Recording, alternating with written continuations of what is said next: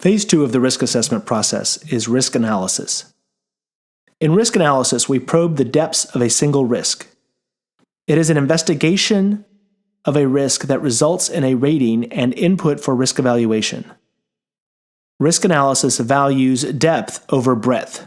In a risk analysis, we want to rate the likelihood and consequences of a risk event. Now, you might ask, but we did that during risk identification. When we identified risks, our likelihood and consequence ratings were preliminary. We captured ratings in the spirit of breadth over depth. With risk analysis, we need to refine our estimates of likelihood and consequences. Up to this point, we have looked at likelihood and consequences as single ratings plucked out of the air. With risk analysis, we want to probe the factors that lead to a rating. Let's consider the factors that make a legal risk more or less likely. For example, what is the likelihood that the Federal Trade Commission in the United States will pursue an unfair and deceptive practices claim against our organization? We might consider a few factors. To what degree is there a violation of the statute, if any? How many similar cases has the FTC pursued recently? Does a leadership change at the FTC influence the chances of a suit? Do we have any outstanding or prior issues with the agency? Are we continuing the practices? Has our conduct exacerbated or ameliorated the issue? Notice that some of these questions aim to predict whether an agency will take action. Other questions are about the merits of the violation. The point is that we can evaluate disparate factors to form an opinion of the single likelihood rating. Moreover, we can layer in the collaborative techniques to generate a list of factors and evaluate their importance of the likelihood rating. Likewise, we can deepen the understanding of consequences from a single risk event by considering relevant factors. Consequences are often financial, even when they are imprecise. The consequences of product liability litigation, for example, are certainly financial. To measure those consequences, we might specify the following: the minimum compensatory damages available, the maximum compensatory damages available, the punitive damages claim available as a multiplier, range, or amount, the availability of attorney's fees. This might also influence our likelihood rating. When we consider factors for likelihood and consequence ratings, we can employ techniques tailored for the purpose. When quantitative data is available and relevant, then we should use it. We should identify our data sources as evidence to support the rating whenever possible.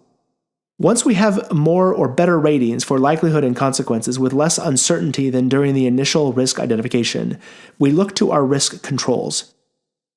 Some risk events are completely and utterly unexpected. In 2007, very few home builders in the United States thought to themselves, I should start worrying about a complete collapse of the U.S. real estate lending market that would spill over and bring home construction to a halt. In many cases, however, we deal with quote-unquote known unknowns, such as cybersecurity risk. We know there is a risk to our data, even though we might not know the likelihood or the consequences with precision. Based on this knowledge, organizations implement cybersecurity controls preemptively. Controls might include firewalls, encrypted databases, secure transactions, limited access to sensitive data, and the like. A risk analysis needs to consider the effectiveness of any pre-existing controls.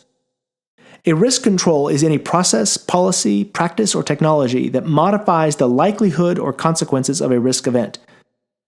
To use a contract risk example, consider a directive from the Corporate Counsel Office that no sales agreement can include an indemnification clause for data breaches. This is a reasonable provision to exclude from our contracts. How effective is the memo about indemnification for data breaches at preventing the language from entering sales contracts? It depends. Does the lawyer review each sales contract? Does a technology solution limit changes to contracts to prevent indemnification clauses? Was any process changed to implement the directive? Is there any review of existing contracts for those indemnification clauses? Answers to these questions will help us determine whether or not the risk control is effective. Effectiveness means that the control reduced the risk in a meaningful way. Our database encryption technology reduces likelihood to unlikely. The environmental accident insurance policy reduces the consequences of a spill to material. The analysis should identify evidence that the solution works and that we need to document the control with the results.